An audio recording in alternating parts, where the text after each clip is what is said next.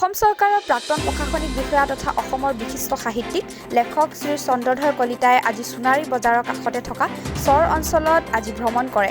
সাহিত্যিকজনৰ লগত সহায় সহযোগ কৰে ৱেষ্ট গোৱালপাৰা মহাবিদ্যালয়ৰ প্ৰবক্তা চাৰিফুল ইছলাম, সোণাৰী উচ্চতৰ মাধ্যমিক বিদ্যালয়ৰ শিক্ষক আব্দুল মতলেব মজুমদাৰ, শিক্ষক চাহানুৰ ইছলাম, লেখক তথা সাংবাদিক গোলাম সাৰোৱাৰ মণ্ডল, অধিবক্তা আশ্ৰাফুল ইছলাম, বিশিষ্ট সমাজ সেৱক চাৰিফ আমিন আহমেদৰ লগতে ৰামধেনু একাডেমীৰ অধ্যক্ষ কাৰিবুল ইছলামে সোণাৰী বজাৰৰ পৰা প্ৰায় 2 কিলোমিটাৰ খোজকাঢ়ি গৈ চৰুৱা গাঁৱৰ ৰাইজৰ বুজ লয়। বিশিষ্ট লেখক তথা সাহিত্যিক শ্ৰী চন্দ্ৰধৰ কলিতাৰ লগত যোৱা দলটো প্ৰায় 15ৰ পৰা 20টা পৰিয়ালৰ ঘৰত গৈ জনসাধাৰণৰ অৰ্থ সামাজিক বিষয়ৰ ওপৰত তথ্য সংগ্ৰহ কৰে। ইয়াৰ উপৰি শ্ৰী চন্দ্ৰধৰ কলিতাই শিক্ষাৰ লগতে বিভিন্ন ধৰণৰ গঠনমূলক কথা আৰু সন্দেহযুক্ত নাগৰিক সজোৱা আঁৰৰ ওপৰতো চৰ অঞ্চলটিৰ ৰাইজক কোৱাৰ লগতে বুজ লয়। অনুভৱটোতো খুবেই দুখ লগা আচলতে আমি বাহ্যিকত যিটো শুনি থাকোঁ, আজি যিটো দেখিছোঁ, আচলতে মই নিজেই ম্ৰিয়মান হৈছোঁ আচলতে। গতিকে ইয়াৰ এটা আমাৰ আশু সমাধান এটা লাগিব।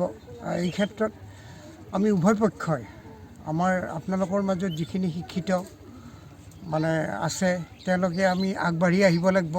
আজি যেনেকৈ আমি একত্ৰিত হৈছোঁ, মাজে মাজে আপোনালোকে আহি এইদৰে তেওঁলোকক সজাগ কৰি তুলিব লাগিব।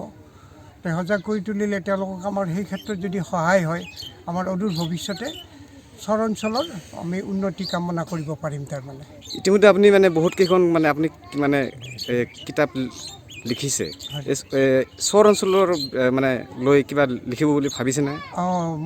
সেইটোকে এটা উদ্দেশ্য লৈয়ে মই আহিছোঁ আচলতে। কাৰণ ইয়াতে মই 3টা হেৰিয়ে মোক খুব মৰ্মাহত কৰে। প্ৰথম কথা বহু বিবাহ, দ্বিতীয় কথা বাল্য বিবাহ, তৃতীয় কথা ল'ৰা ছোৱালীৰ ক্ষেত্ৰত আমাৰ আৱশ্যকতকৈ বেছি জন্ম হাৰৰ হেৰি, সেইটোৱে মোক অকণমান মৰ্মাহত কৰিছে। আৰু সেনেকুৱা দৃশ্য মই মহানগৰীতো ঠায়ে ঠায়ে পাইছোঁ, বহুতত কিবা কিবি দেখিছোঁ।